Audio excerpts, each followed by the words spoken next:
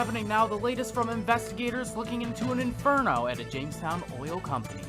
And we tell you when our local police will officially deploy a new nuisance crime officer. Plus, our congressional correspondent has an exclusive interview about rural air service in Western New York. Live and on demand, this is WNY News Now. Thank you for joining us for WNY News Now. I'm Bronson Rasmussen, in for Justin Gould. Those stories and more are coming up, but first.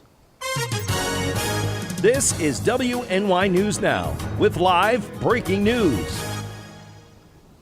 We start today with breaking news as the police investigation is underway on Jamestown's south side this hour. Now our Justin Gould joins us live from on scene on William Street with the latest. Justin?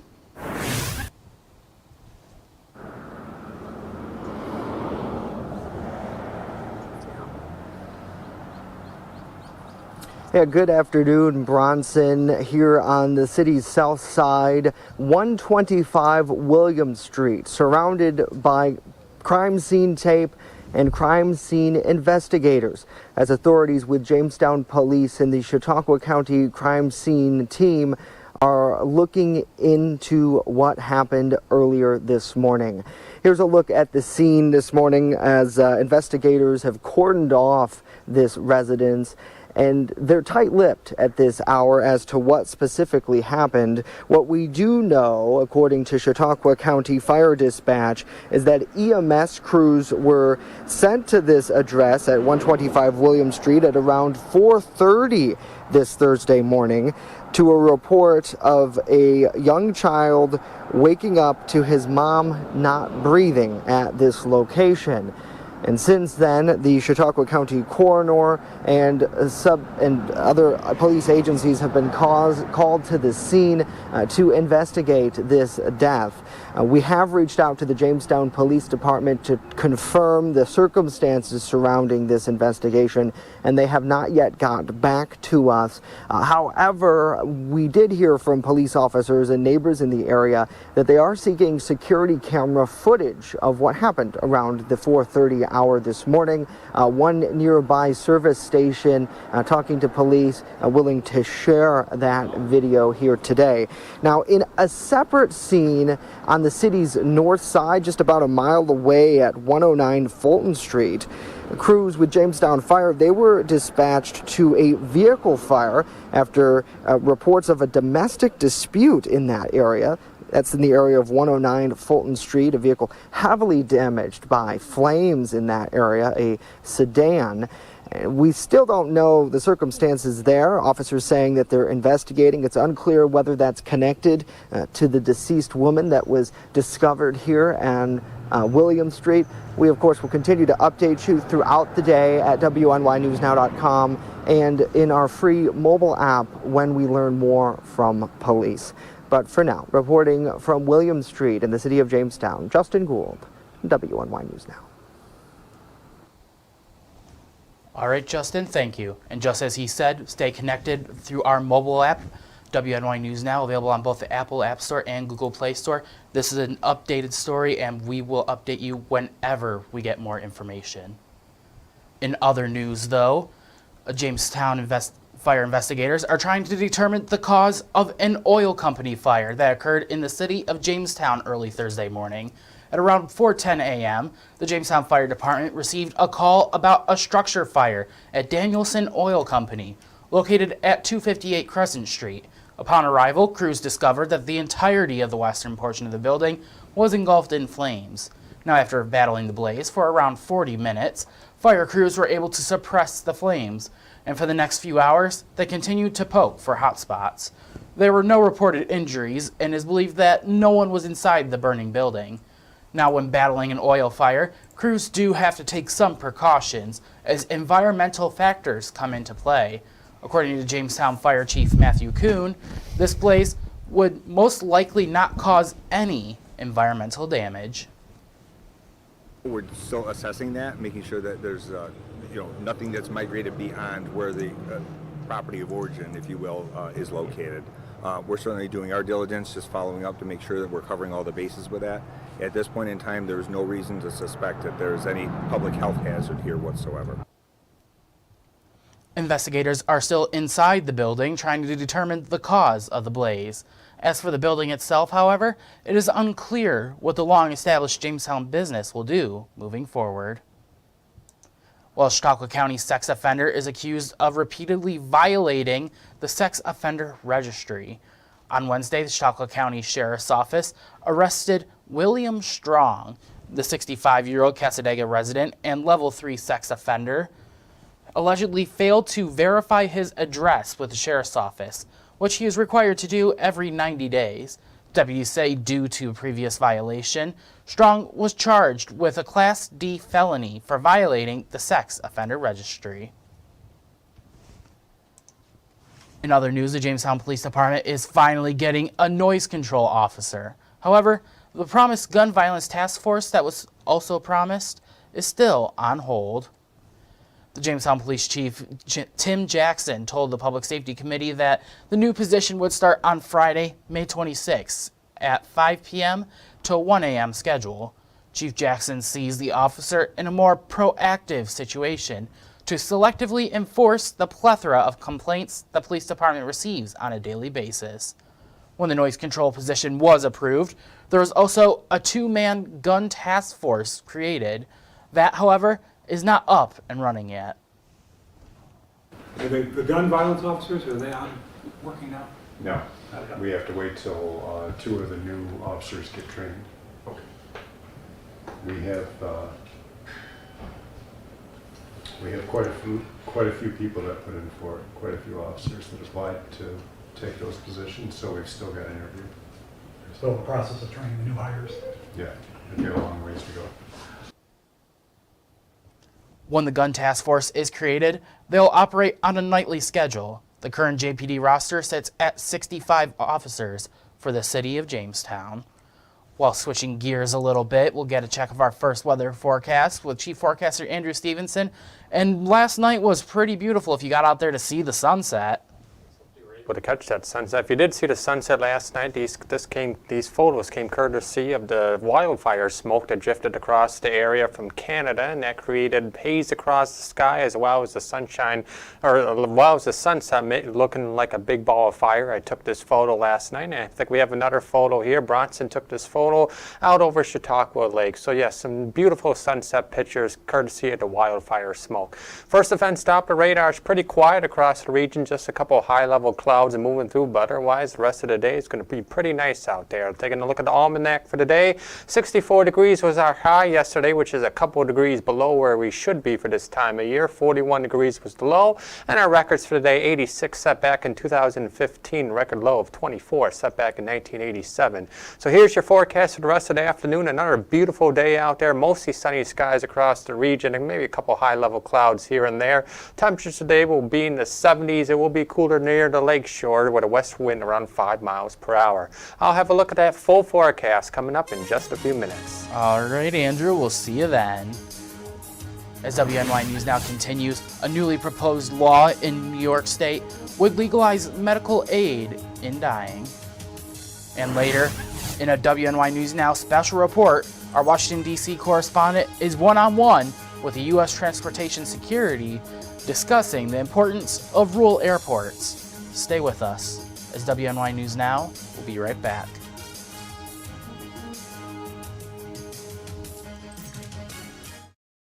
With coverage that matters, this is WNY News Now. 3-on-3 basketball returns to Jamestown, New York this summer. Collaborative Children's Solutions and partners are hosting a Gus Macker tournament August 19th and 20th in Brooklyn Square. The streets will be packed with a festival atmosphere, bringing the youngest of our Mackermites up to the adult players who compete for the top prize in their divisions. Register online at Macker.com before July 31st. The Jamestown Macker will also include some specialty competitions, making it one of the best community events of the year. EagleZip.com is your local one-stop shop for all of your home and business computer needs. Located on Fluvan Avenue Extension, just outside of Jamestown, EagleZip.com sells and services all brands of desktops and laptops, as well as servers and network equipment for your business. All new computer sales include transferring your data from your old computer plus a 2-year warranty. Call EagleZip.com today. Stop by EagleZip.com today and let us make computers easy for you. Have you ever wanted to live out your dreams? Hunt, fish, in all corners of the earth? Well, now's your chance. Follow Primitive Patriot Outdoors as we live out our dreams and show you how to live out yours through outdoor adventures. From Western New York to Africa to all corners of the earth, follow us on this adventure. It's an experience you've never seen before. Blood and Lures, Roku TV, channel 716.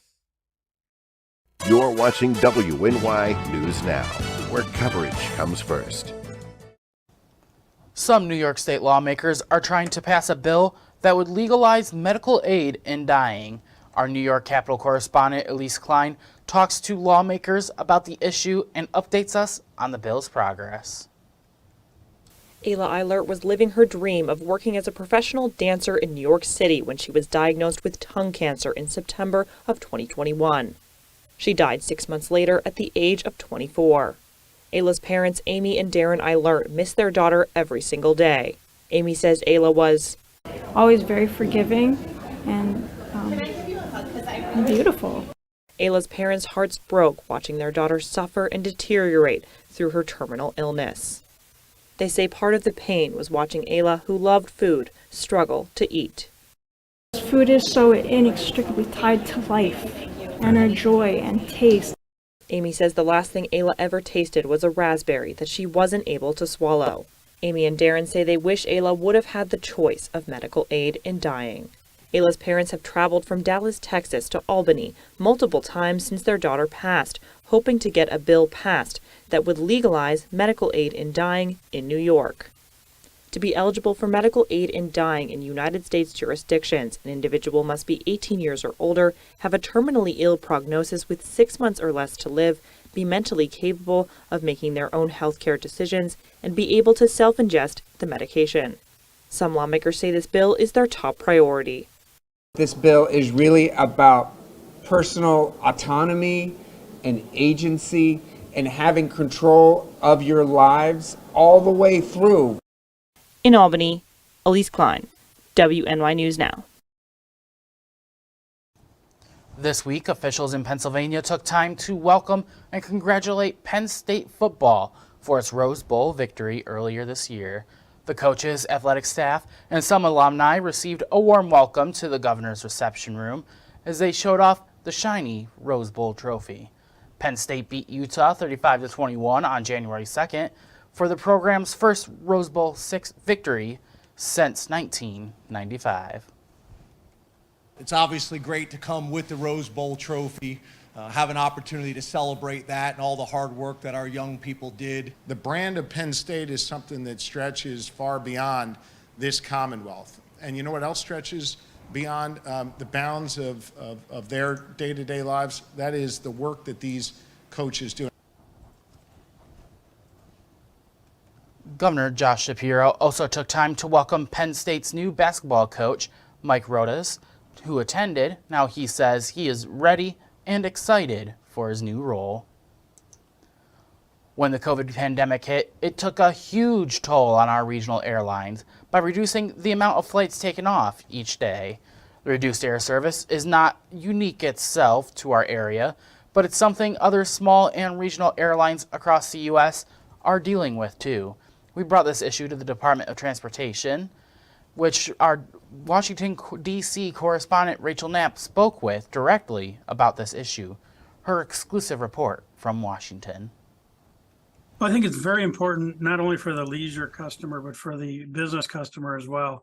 Because anytime we're a community that certainly looks to retain business and attract business to the area, air service is vital to that. Tom Freeman, the director of aviation at the Elmira Corning Regional Airport, says there's a high demand for travelers visiting New York's southern tier.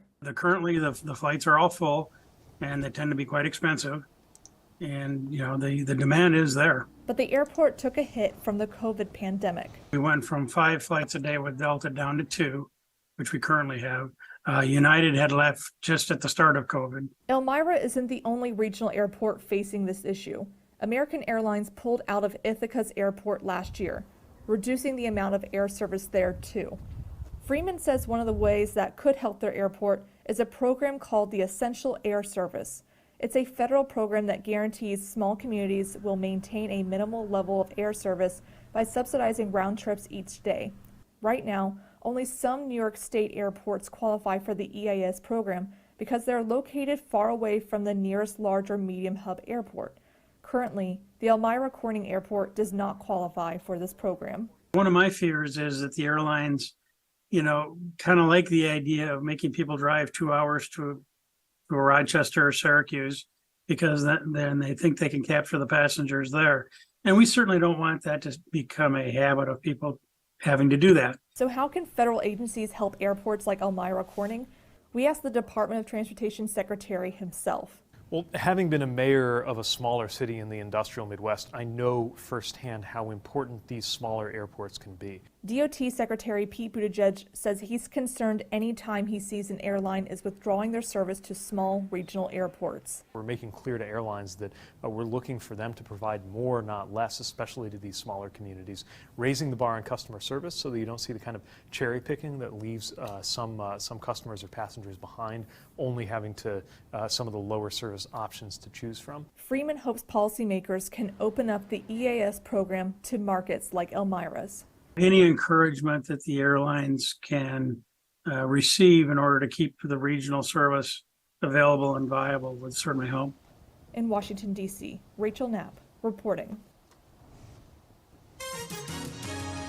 All right, Rachel, thank you much.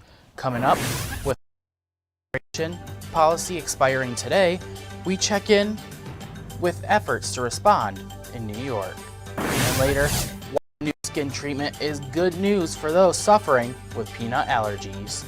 But first, we'll return with a look at our full weather forecast.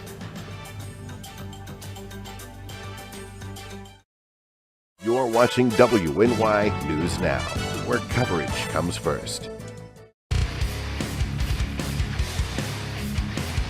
On this episode of Lead and Lures, pro staffer and lethal lady Caitlin Armstrong takes out her big Ohio buck.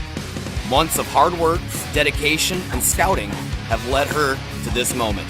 You're not going to want to miss this episode of Lead and Lures on Channel 716 Roku TV.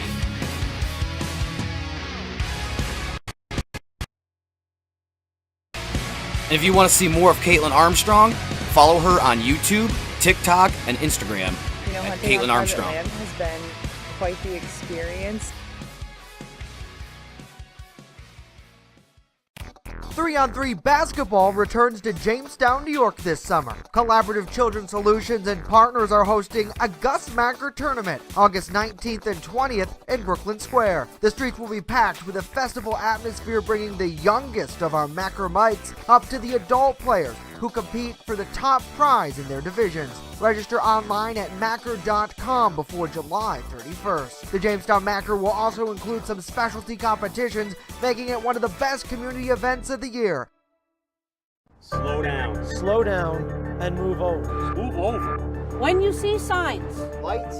Vests. please give us some room. Slow down. Slow down and move over. When you need help, It's our job To help you. to save you. despite the danger. This danger is real. Do your part. Please Slow down. Slow down. And move over. move over. With coverage that matters, this is WNY News Now. Fast, accurate, and everyday. First Defense Weather.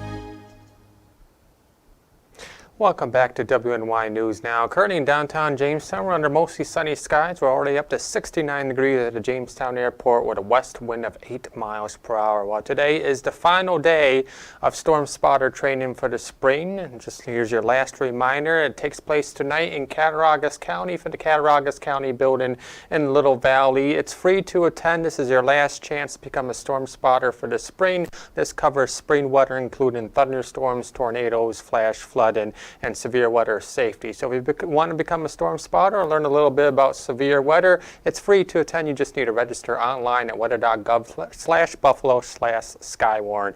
Here's what's happening across the Northeast right now in the Great Lakes. Basically, nothing is happening. High pressure is right over the region, and that's going to continue to provide dry weather for our region over the next few days. Let's go out west once again, and the only active weather is currently across the Midwest as we have another day of severe weather across the Midwest, especially across portions of Kansas and Oklahoma City, which are under enhanced risk for today. That's where the most severe weather is going to occur, and you could see some tornadoes, large hail, and damaging winds today. But that's all going to stay off to our west. We won't have to deal with any of that anytime soon. Back here across our region, future scan takes us to the rest of the afternoon. Partly to mostly sunny skies today afternoon.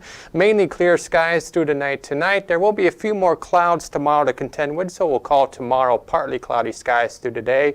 A very weak cold front will pass the region tomorrow night, combined with a system moving by to our south. That might touch off a couple of isolated showers Friday night into early Saturday, but other than that, this will be mainly dry, and after a couple isolated showers Saturday morning, the rest of the day and the rest of the weekend will be pretty nice, and you'll see that here in an extended forecast powered by Ultimate Satellite Solutions. In terms of temperatures, today and tomorrow will be in the mid to upper 70s, close to 80 tomorrow. Getting an isolated shower possible Saturday morning, temperatures in the lower 70. Mother's Day is looking pretty nice out there, partly sunny skies, temperatures in the lower 60s. We'll stay in the 60s throughout much of next week. Maybe a couple isolated showers on Tuesday, but there's no big rain in the forecast, no big thunderstorms, just a dry period of weather, much needed. Thank you very much. We'll be hearing about this great weather for a while, I hope. Well, for some headlines around the nation, New York Mayor Eric Adams has suspended parts of the city's right to shelter law. He signed the executive order Wednesday, citing an impending influx of more migrants. It will remain in effect for 5 days. The city says it still plans to help asylum seekers into shelter as quickly as possible. Critics worry the move could put families and children into dangerous situations. Now, last week, city officials said they had to start housing recent arrivals in gyms since emergency sites and human relief centers were already full. Well, former President Donald Trump faced tough questions Wednesday from New Hampshire voters in a CNN town hall in the critical early primary state. It comes just one day after the president suffered a major legal defeat. Chris Nigan reports the highlights.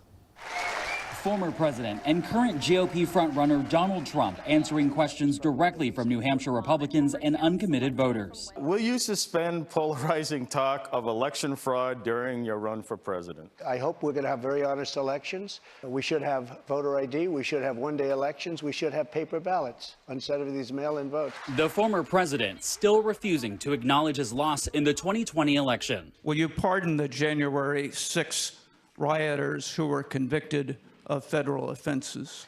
I am inclined to pardon many of them. The CNN-hosted town hall comes one day after a Manhattan federal jury found Trump liable for sexually abusing and defaming former advice columnist E. Jean Carroll. I never met this woman. I never saw this woman. This is a fake story, made-up story. It's one in a long list of legal battles he's currently fighting. Trump pleaded not guilty last month to 34 felony criminal charges of falsifying business records in Manhattan. He could also face additional charges in Washington and Georgia in separate cases. In Washington, D.C., you cannot get a fair trial. You cannot. Just like in New York City, you can't get a fair trial either. Sources inside the former president's campaign hopes the town hall provided Trump a chance to appeal to voters beyond his intensively devoted base. If elected president again, what is the first thing you would do to help bring down the cost to make things more affordable? Drill, baby, drill. You know about that. We have to save this country. Our country is dying. Our country is being destroyed by stupid people. In Manchester, New Hampshire, I'm Chris Wynn reporting. It could be a big breakthrough for people with peanut allergies. Now, in a new study published Wednesday, researchers with the DBV technology said an experimental skin patch to treat peanut allergies is showing some promise. Scientists tested the Vaskin peanut patch on more than 350 toddlers. Now, the patch features the equivalent of 1/1000th of a peanut. After a year, 2/3 of the children with less sensitive peanut allergies could safely tolerate eating the equivalent of 3 or 4 peanuts. Children who are even more sensitive could tolerate the equivalent of consuming 1 peanut. You can get more information about the patch in the latest edition of the New England Journal of Medicine. Well, next, how the traveling smoke from the wildfires in Canada could impact parts of our region this week.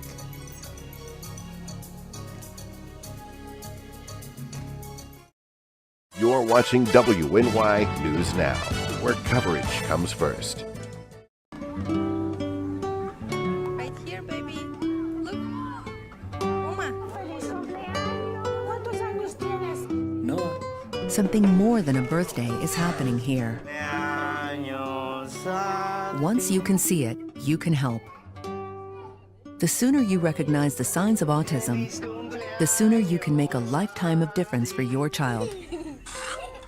Start by answering a few simple questions at screenforautism.org. Have you ever wanted to live out your dreams? Hunt, fish, in all corners of the earth? Well, now's your chance. Follow Primitive Patriot Outdoors as we live out our dreams and show you how to live out yours through outdoor adventures. From Western New York to Africa to all corners of the earth, follow us on this adventure. It's an experience you've never seen before.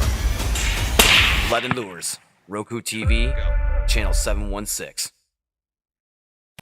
3-on-3 basketball returns to Jamestown, New York this summer. Collaborative Children's Solutions and partners are hosting a Gus Macker tournament August 19th and 20th in Brooklyn Square. The streets will be packed with a festival atmosphere, bringing the youngest of our Macker mites up to the adult players who compete for the top prize in their divisions. Register online at Macker.com before July 31st. The Jamestown Macker will also include some specialty competitions, making it one of the best community events of the year. You're watching WNY News Now, your source for breaking news. Well, as our chief weather forecaster Andrew Stevenson has been saying, the Canadian wildfires are spreading smoke to parts of our region. Erie News Now, Marissa Thomas, with more from a local health expert about the smoke's environmental and the health impacts. In Western Canada, wildfires started burning more than a week ago. There's now close to 100 fires across the Alberta region. When it comes to fires, there are multiple health risks. Number one, there's all sorts of gases that are produced when there is a fire, but there's also really, really fine particulate matter. So you need to be thinking about how both the gases and the particulate matter might impact your eyes, could easily impact your skin, and then most importantly, both of those, the gas and that fine particulate matter, can make its way deep into your respiratory system. As smoke moves with the weather, parts of the eastern U.S. might see some haze. Right now, the Erie region is on the outskirts for smoke, and the air quality is good. Dr. Becky Dawson says the best thing to do is to stay alert on the weather. Yeah, so for the situation that we're in right now, where we're watching a fire happen, far away from us, but we're also watching the weather that's going to bring that smoke potentially into the area. What people need to be doing is really paying attention to the meteorologists, listening to what they're saying, talking about, are we expecting a lot of haze, a lot of smoke? And if smoke and haze does increase, Dawson says for those who have respiratory issues, staying inside until it clears might be the best route. Parents with asthmatic kids, if we do have this haze, might want to ask for their kids to stay in at recess, not, be outside running around with others. And then for older people, again, if your lungs are compromised or you struggle with heart disease, it's probably a good idea, again, to avoid being outside for the few days until the air clears. Marissa Thomas, Erie News Now. And here we have a picture of Weather Eyes that Andrew was able to get yesterday, and he will say for us what he believes is affecting this from the Canadian wildfires. It just makes the sky look more hazier and definitely looks like the sky is on fire. It makes for beautiful sunsets, but as far as like health concerns, there really isn't any, at least from this one. Definitely, and now remember, you can always send more pictures in to us. We will always like to see that sunset and how hazy or how different it looks. We would love it. But that is all the time that we have for today. Remember to catch us 24/7 at the WNYNewsNow.com and on our mobile app. Download it for free today, and we'll leave you with this look of the sunset.